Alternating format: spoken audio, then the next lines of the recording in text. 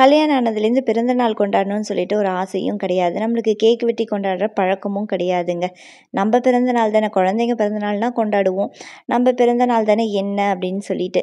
ஆனால் ரொம்ப வருஷம் கழித்து தான் குழந்தைகள், என் பொண்ணு தான் மெயினாக வந்து, அம்மா நீ புது ட்ரெஸ் எடுத்து ஆகணும்னு கடைக்கு போயிட்டு புது ட்ரெஸ் எடுத்து கேக்கு கண்டிப்பாக வெட்டி ஆகணும்னு சொல்லிட்டு அவங்க அப்பா கூட சண்டை போட்டு கேக் வாங்கிட்டு வந்து வெட்டி ரொம்ப நாள் கழித்து என்னுடைய பர்த்டேவை செலிப்ரேட் பண்ணது என் பொண்ணு தாங்க.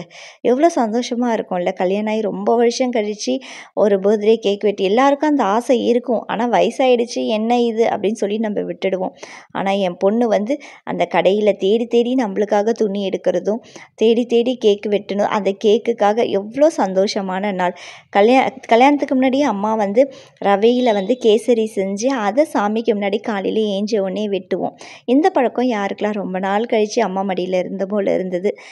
மல்டி மில்லியன்லேருந்து கால் வந்தது என்னன்னு கேட்குறீங்களா? ஆமாங்க, நம்ம பர்த்டே யார் கொண்டாடலன்னா என்னங்க, நம்ம பேங்க்கில் நம்ம டேட் ஆஃப் பர்த் கொடுத்துருந்தோன்னா அவங்க பர்த்டே விஷஸ் அனுப்ப போகிறாங்க. ஐசிஐசி பேங்க்லேருந்து பர்த்டே விஷஸ் தான், சிட்டி யூனியன் பேங்க்லேருந்து பர்த்டே விஷஸ் தான், அதுக்கப்புறம் நம்ம ஏர்டெல் கம்பெனிலேருந்து பர்த்டே விஷஸ் தான். ஒரே கொண்டாட்டம் தான் போங்க. இவ்வளோ பெரிய சொந்தங்கள்லேருந்து நம்மளுக்கு பர்த்டே விஷஸ் வரும்போது நம்ம எவ்வளோ சந்தோஷமாக இருக்கணும்.